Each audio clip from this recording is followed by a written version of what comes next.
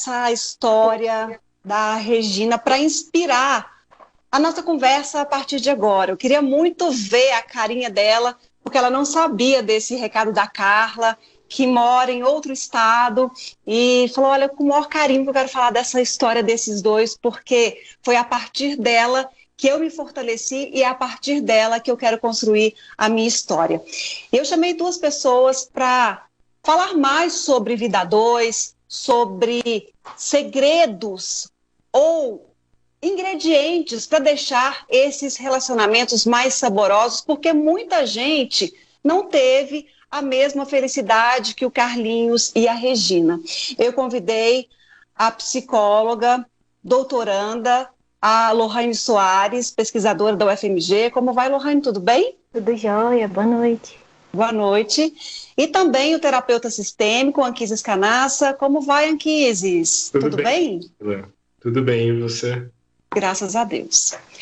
Bom, Lohane, eu sei que você está engatilhada com uma pesquisa que quer aí traçar um mapa dos relacionamentos. É possível fazer isso? E o que você identificou até agora sobre esses perfis amorosos desencadeados em um processo ou em um momento tão adverso? Então, a pesquisa ainda está em andamento, né? A gente ainda não finalizou. A gente adiou aí mais 5 dias, até dia 20 o formulário vai estar aberto para os participantes entrarem. Então, assim, a gente ainda não tem resultados sobre a amostra brasileira, sabe? Mas é possível, sim, através de algumas escalas, através de alguns questionários, algumas perguntas que a gente faz para esses participantes, é possível a gente entender, assim, melhor essa dinâmica do relacionamento, satisfação, a qualidade desse relacionamento. Mas a gente ainda não tem resultados preliminares, não, infelizmente. Eu acredito que no próximo mês, né, assim que eu fechar esse formulário, a gente já vai rodar, analisar esses dados que as pessoas estão respondendo, e aí sim eu vou ter algum resultado para poder divulgar. Aproveitando a deixa, Lohane, como é que a gente faz para participar dessa pesquisa? Quem quiser, estiver interessado. Então, é um formulário online. A gente criou uma página no Instagram para facilitar, né? Que é só você entrar e clicar, que você já vai ser direcionado para o formulário online. A página do Instagram é amornapandemia.fmg.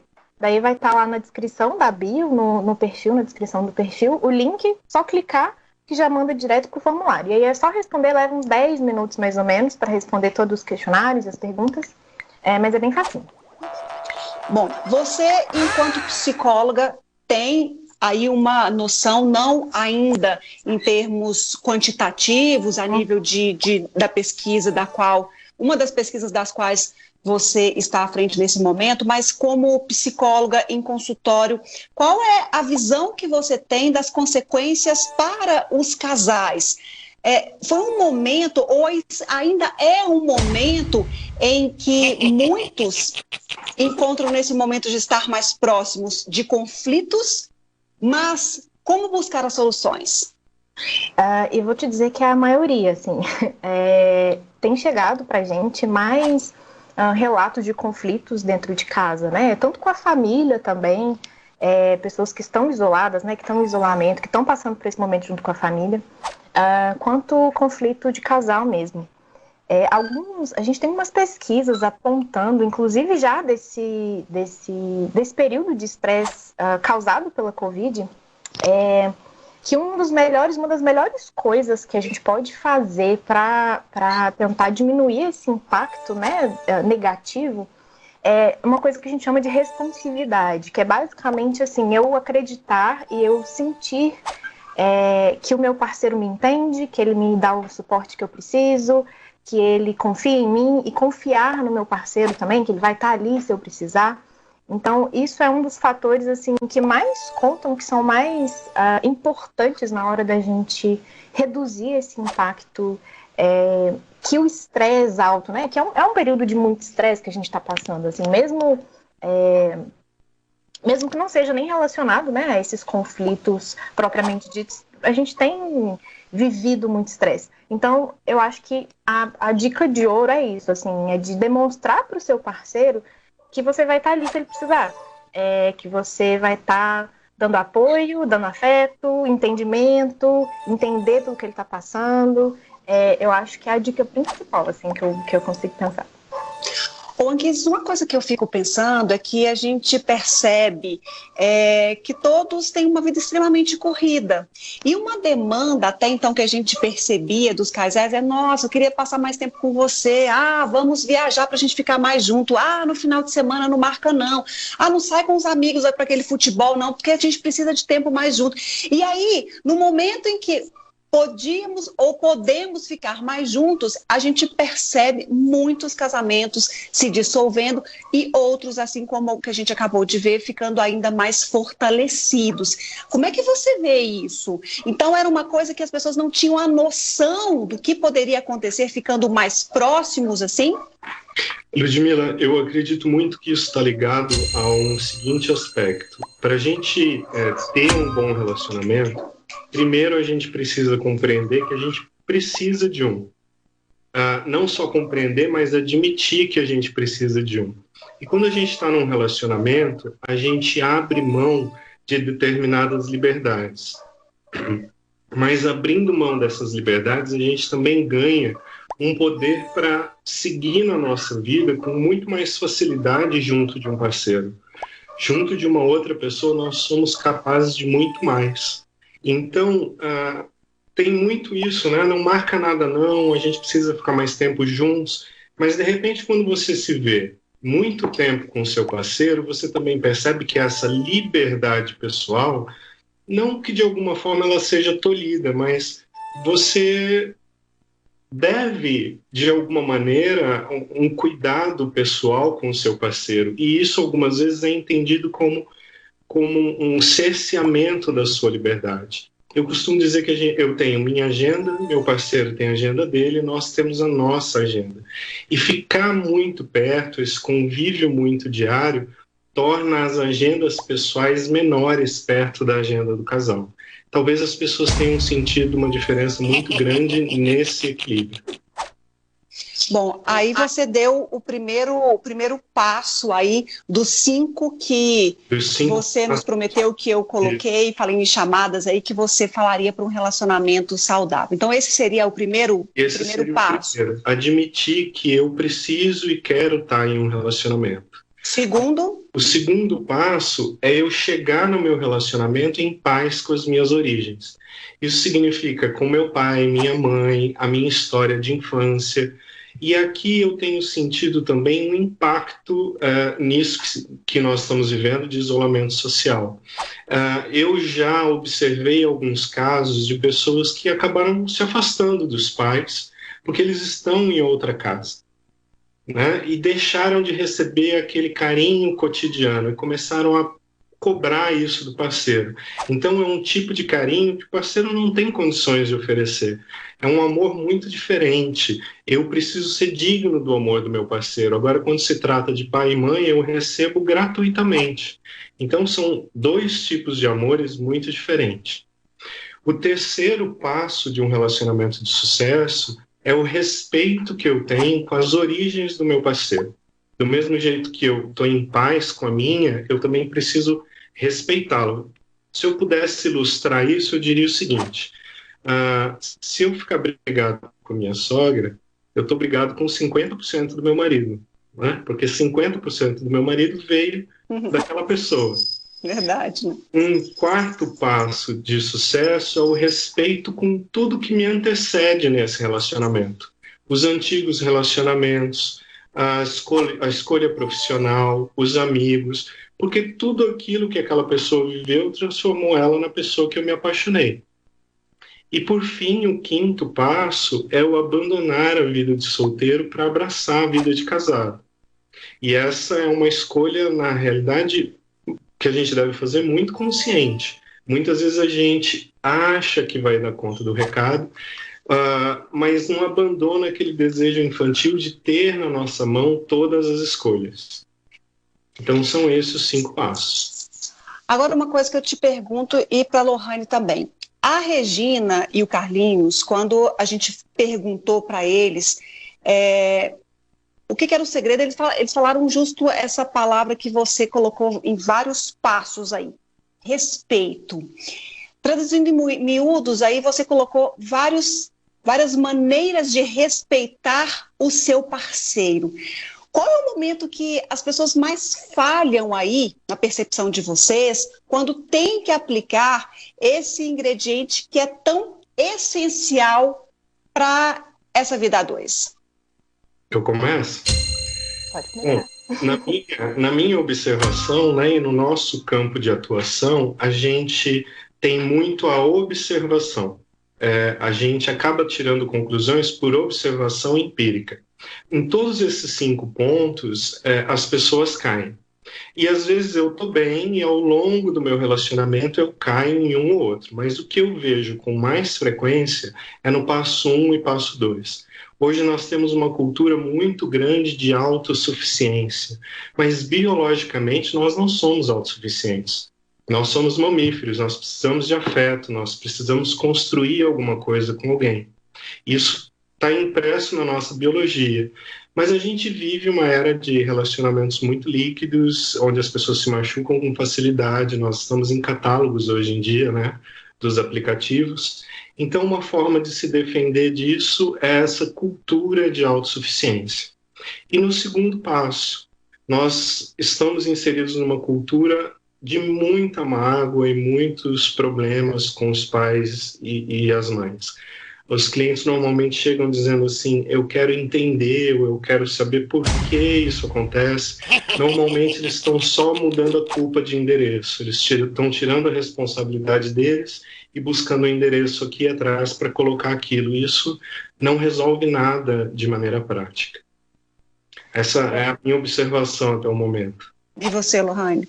Bom, eu concordo, mas eu enxergo que talvez essa questão do respeito seja mais no sentido de não entender que até onde eu vou e onde começa o espaço do outro, sabe? Assim, de entender que o outro também tem demandas e ele tem toda uma experiência, toda uma vivência anterior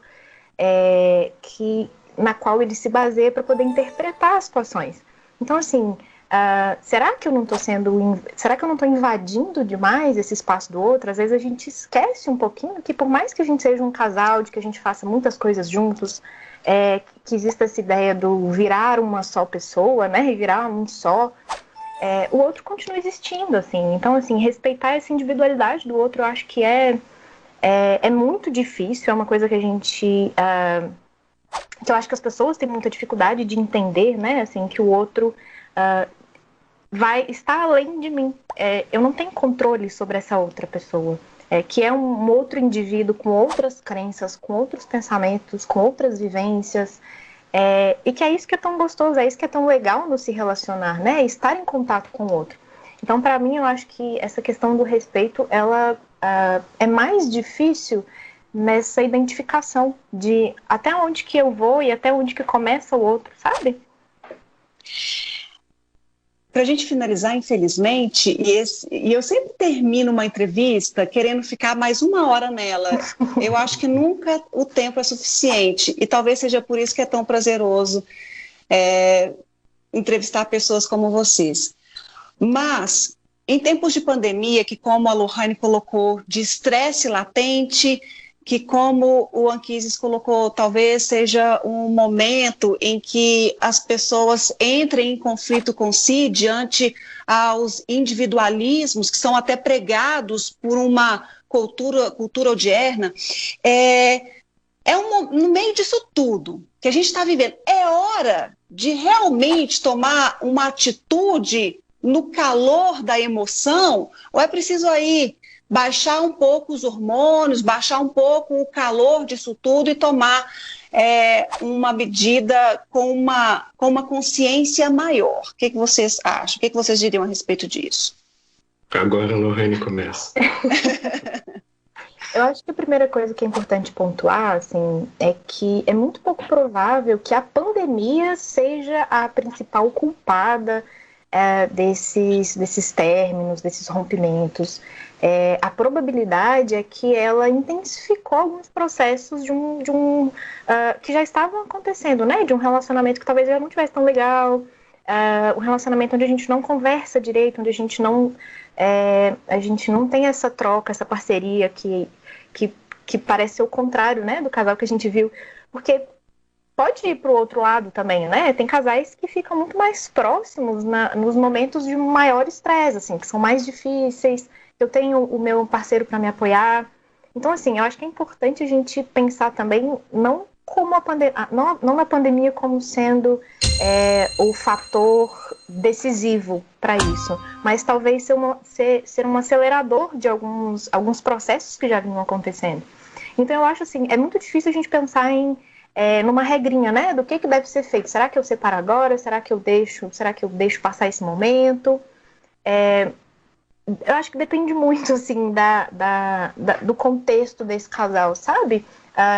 Do motivo, de fato. Será que é só que o estresse começou de repente porque o meu parceiro perdeu o emprego, porque ele está tendo que trabalhar mais, porque ele está tendo que trabalhar de casa, ou porque a família dele, ele conhece pessoas que tiveram a doença, e aí por isso o nível de estresse está mais alto e a gente está tendo mais conflito? Ou será que não? Ou será que é porque eu estou começando a ser obrigada a ter um contato mais próximo dessa pessoa e eu tô vendo que, na verdade, a gente não tem nada a ver mais, que não faz mais sentido, sabe? Então, assim, eu acho que são caminhos diferentes.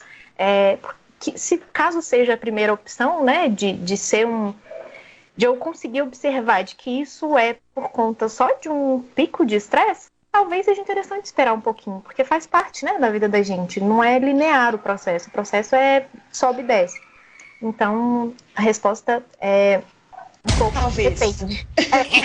Como todo bom depende.